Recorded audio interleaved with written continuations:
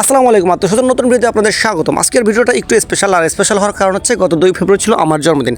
আর আমার জন্মদিন মানে আমার বেস্ট ফ্রেন্ডের অনেক ব্যস্ততা এবং আমাকে সারপ্রাইজ করার জন্য অনেক কিছু প্ল্যান। বাট আনফর্চুনেটলি আমি 2 ফেব্রুয়ারি বরিশালে ছিলাম না। আর ও যখন জানতে পারলো যে আমি বরিশালে নেই, তখন ও অনেকটা রাগ করে এবং অনেকটা মন খারাপ করে, যার কারণে আমি আবার 2 ফেব্রুয়ারি বিকেলে বরিশালে ব্যাক করি। এবং 2 ফেব্রুয়ারি বরিশালে ব্যাক করার পরে আমি নক করি যে আমি বরিশালে চলে আসছি।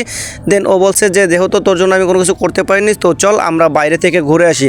সো যে বলা সেই কাজ, আমরা বাইরে থেকে ঘুরে আসার জন্য বের হয়ে গেলাম এবং চলে আসলাম বরিশাল বেলস পার্ক। আর বেলস পার্কে আসার পরেই আমরা চলে এলাম গ্রিন সিটি পার্কে, যেহেতু আমার সাথে মাহিরা আছে। আর মাহিরা গ্রিন সিটি পার্কটাকে খুব পছন্দ করে।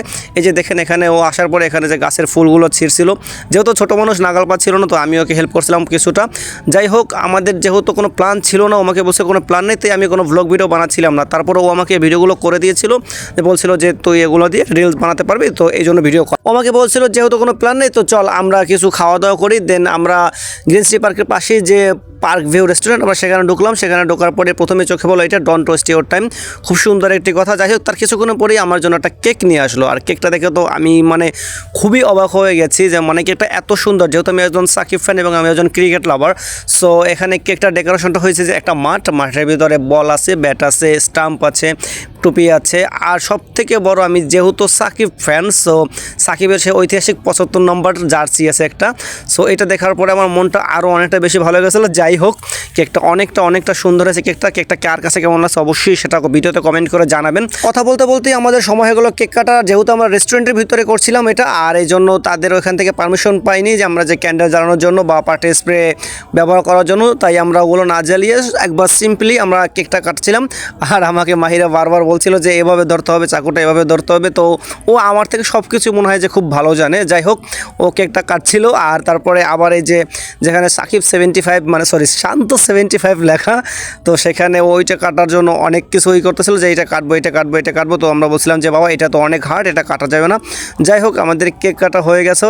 আর আমাদের কেক কাটার পরে মাহিরা কী করতেছে আমাকে দেখেন, আমাকে খাবারের কথা বলে আমাকে দাড়িতে কেক লাগিয়ে দিয়েছে এবং দেখেন কি খুশি এবং কীভাবে হাসাহাসি করতেছে।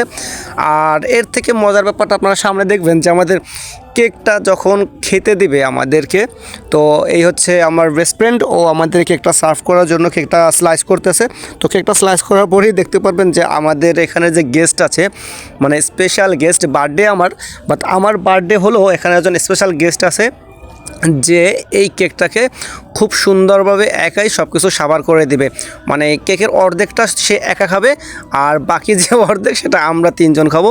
জাস্ট ওয়েট অ্যান্ড সি, আপনাদের মাঝে চলে আসবে এখনই বরিশালের ফেমাস ফটোগ্রাফার অ্যান্ড সিনেমাটোগ্রাফার, এবং এক নামে অনেকে হয়তো তাকে চিনেন।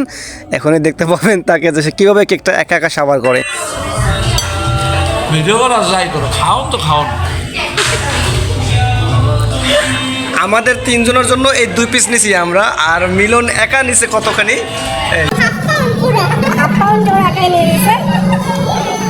আমার বলতেছে ভিডিও করার যাই করো, খাবার তো খাবারই।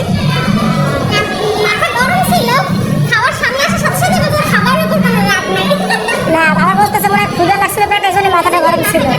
খাবারের সাথে সাথে মাথা ঠান্ডা। ঘুমাইতে পার আমরা ঘুমাইতে তো লাগে না, লাগে না।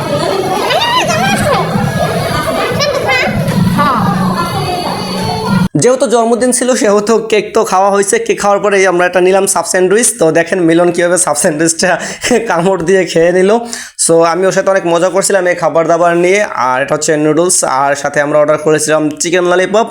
সো আমরা চিকেন ললিপপ, নুডলস আর কোল্ড ড্রিঙ্কস তো এটা থাকবেই।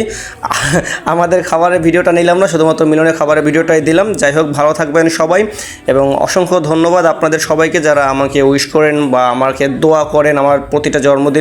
এই হচ্ছে আমার আম্মু মাহিরা। সো আজকের ভিডিও এই পর্যন্তই। আল্লাহ হাফেজ, ভালো থাকবেন সবাই। আসসালামু আলাইকুম।